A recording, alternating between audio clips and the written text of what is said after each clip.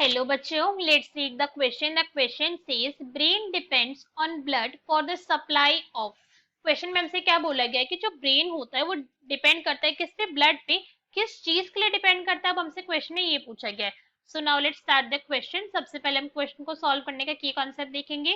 की कॉन्सेप्ट। तो क्वेश्चन को सॉल्व करने का की कॉन्सेप्ट क्या है हमारा? कि हमें पता होना चाहिए ब्रेन के बारे में। ब्रेन के बारे में सब कुछ नहीं पता होना चाहिए, हमें ब्रेन के बारे में बेसिकली पता होना चाहिए कि भाई यहाँ पे एनर्जी कैसे बन रही है, राइट। तो यहाँ पे हमें ब्रेन के अंदर उसकी एनर्जी फॉर्मेशन के बारे में पता होना चाहिए, या फिर हम बोल सकते हैं एटीपी फॉर्मेशन के बारे में नॉलेज होनी चाहिए। ठीक है, ये पॉइंट अब हम यहाँ पे समझेंगे।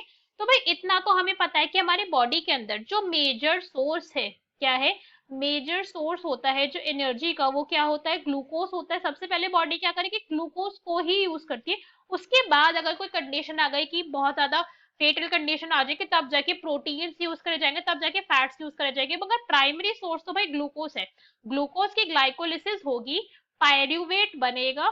पायरुवेट बनेगा ये, राइट। ऐसे होता है, यहाँ पे ग्लाइकोलिसिस प्रोसेस होगी, इसके हाइड्रोलिसिस होगी।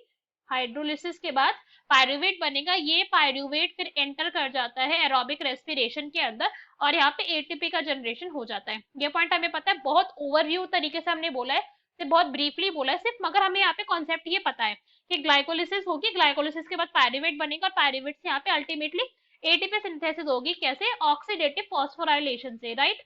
ऑक्सीडेटिव फॉस्फोराइलेशन होगी और एटीपी की यहाँ पे हमें मिल जाएंगे, जो एक्चुअली में क्या होते हैं?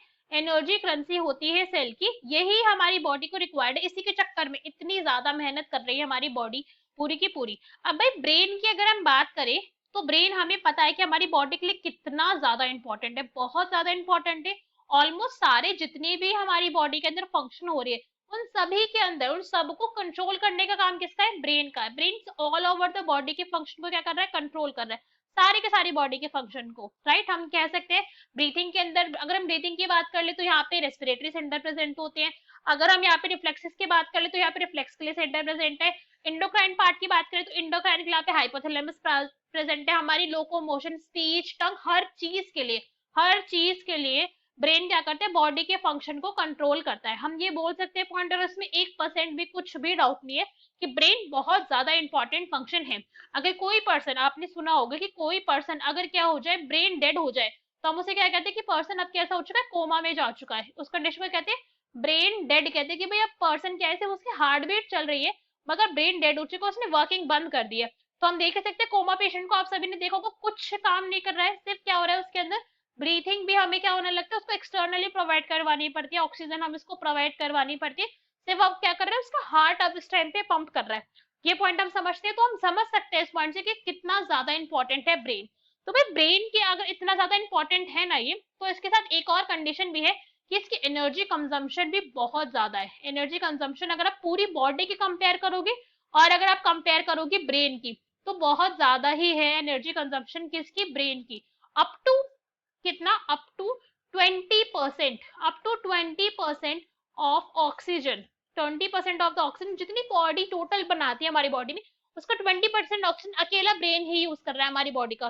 20% मतलब कहा इतने सारे ऑर्गन्स, और कहा एक अकेला ब्रेन जो 20% ऑफ ऑक्सीजन यूज कर रहा है।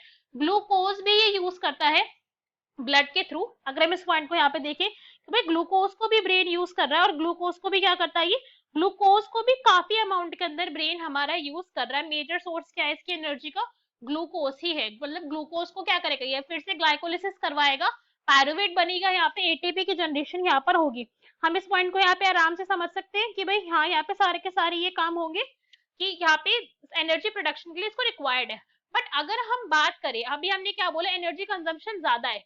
तो अगर बाकी बॉडी के भरोसे ब्रेन बैठ गया कि भाई जब तुम लोग करोगे अपनी सारी की सारी प्रोसेसेस, तब मुझे भी एटीपी दे देना, तब मैं काम चला लूंगा अपना।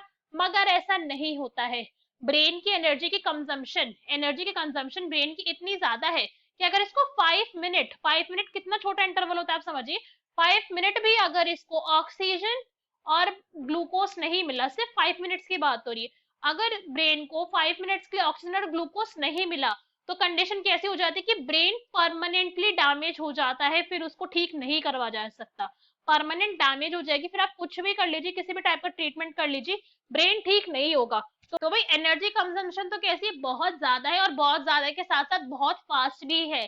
ग्लाइकोलिसिस की प्रोसेस, ऑक्सीडेटिव फॉस्फोराइलेशन बहुत जल्दी होनी चाहिए ब्रेन के पास। ये स्लो स्लो काम वाली प्रोसेस यहाँ पे नहीं चलेगी कि काफी टाइम के अंदर एटीपी की जनरेशन हुई फिर जाके यहाँ पे काम हो, ऐसा नहीं चलेगा।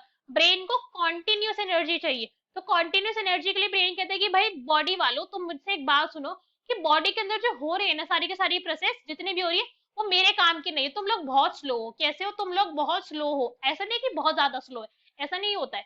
बट क्या है, ब्रेन के अगर कंपैरिजन में बात करें तो ब्रेन कह रहा है कि भाई आप लोग तो बहुत ज्यादा स्लो है। अगर इतना स्लो मैं हो गया ना, इतनी स्लो एनर्जी आपने मुझे देनी शुरू कर दी, तो मैं तो परमानेंट डैमेज हो जाऊंगा।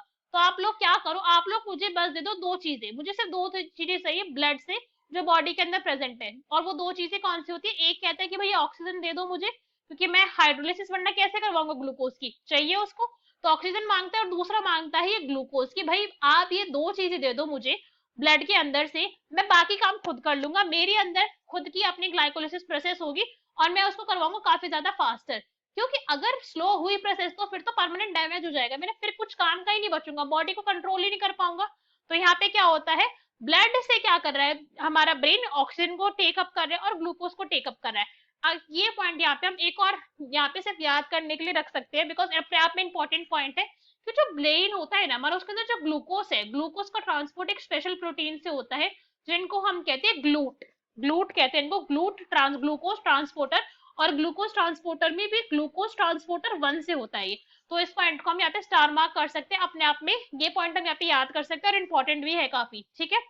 अब हम क्वेश्चन में हमसे ये पूछा गया था कि भाई ब्रेन किस चीज के लिए डिपेंड है, ब्लड के ऊपर, कि ब्लड से क्या चाहिए ब्रेन को, उसको सिर्फ चाहिए दो चीजें, एक ग्लूकोज दे दो और उसको ऑक्सीजन दे दो, बाकी वो अपने सारे काम खुद कर लेगा।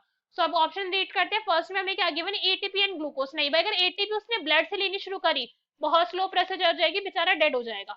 Next is oxygen and ATP. नहीं, एटीपी चाहिए ही नहीं उसने, उसने कहा मैं तुमसे इतनी मेहनत नहीं करवा रहा, तुम बस रॉ मटेरियल दो, खाना मैं खुद बना रहा हूँ अपने लिए। Next is oxygen and glucose. तो ये क्या है हमारा, this one is correct. Oxygen and electrolyte. नहीं भाई, इलेक्ट्रोलाइट उसे नहीं चाहिए, उसे तो इलेक्ट्रोलाइट की यहाँ पे जरूरत ही नहीं है, उसको ऑस्मो रेगुलेशन थोड़ी करवानी है ब्रेन को। हाँ, वो दूसरे बॉडी पार्ट को जरूर कहेगा कि ऑस्मो रेगुलेशन करवा लो, किडनी को कह के वो करवाएगा, बट उसको खुद थोड़ी करनी है। So this is also incorrect. So our correct answer for the question is C. Hope you understood it well. Best of luck. Thank you.